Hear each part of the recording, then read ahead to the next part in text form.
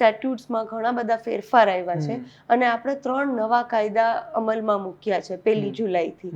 એમાં તો એવું તક કહેવામાં આવ્યું છે કે કોઈ પણ વ્યક્તિ જો FIR નોંધાવવા જાય તો પણ પહેલા પોલીસે પ્રાથમિક ઇન્ક્વાયરી કરવી જોશે અને પછી જ FIR નોંધવી જોશે. પણ જાણવા જોગ તો સામાન્ય માણસો ઘણી બધી વસ્તુમાં કોઈ તમને એવી ધમકી આપતું હોય કે તમે મારી પાસેથી પૈસાની ઉઘરાણી કરશો તો હું આત્મહત્યા કરી લઈશ, તો કાલે આત્મહત્યા કરે તો તમારા પર ફોજદારી કાર્યવાહી ના થાય, એટલે પોતાની સંરક્ષા માટે તમે જાણવા જોગ કરી શકો. એટલે આમ કહેવાય જાણવા જોગ પણ એ બહુ ઇમ્પોર્ટન્ટ રોલ પ્લે કરે છે. કેમ કે જાણવા જોગ છે એ તમે આ દેશની પોલીસ છે જે આપણી પ્રોટેક્ટિંગ ઓથોરિટી છે એને જાણકારી આપો છો કે મારી આજુબાજુ આવી પરિસ્થિતિ ઊભી થઈ રહી છે, મારી આજુબાજુ મેં આવા દ્રશ્યો જોયેલા છે જે બધા કદાચ ફોજદારી ગુના હોય બી ખરા ને ના બી હોય. અને જો એ ફોજદારી ગુના બનતા હશે તો પોલીસને સત્તા છે કે પોતે જાતે બી FIR નોંધી લે, પણ જો ના બી બનતા હોય તો એ સુરક્ષા માટે આવશ્યક બની જાય છે. ઘણી બધી વસ્તુ, આ તો એક નાનું ઉદાહરણ હતું, પણ જાણવા જોગ નાનામાં નાની વસ્તુ માટે બી કરી દેવી જોઈએ.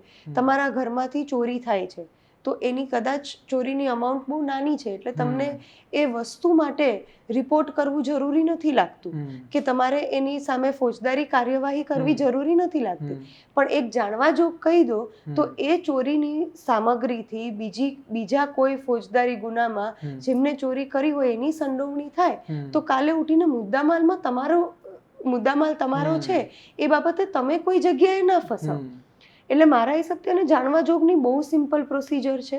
હવે તો તમારા કોઈ પણ નજીકના પોલીસ સ્ટેશનમાં તમે હાથેથી લખેલી અરજી, જેમાં કોઈ જ ફોર્મેટની જરૂર નથી હોતી, કોઈ જ વકીલની જરૂર નથી હોતી, એફિડેવિટ પણ નહીં કરવાનું. એફિડેવિટ અમુક જગ્યાએ માંગે છે જ્યારે તમે એવી પરિસ્થિતિઓ ડિક્લેર કરો છો કે જેમાં કદાચ કોઈ નાણાકીય વસ્તુનો સંબોધન થાય છે કે કોઈ આઈડેન્ટિફિકેશનનો સંબોધન થાય છે, પ્રૂફ કે એવું કંઈ જોઈતું હોય. પણ બાકી તમે કદાચ એ ના બી કરો તો અને એમને બી અરજી આપી દો તો એ પોલીસ રેકોર્ડનો, પોલીસ ડાયરીમાં એની નોંધ થાય છે અને એ નોંધ ત્યાં સંરક્ષણ રહે છે.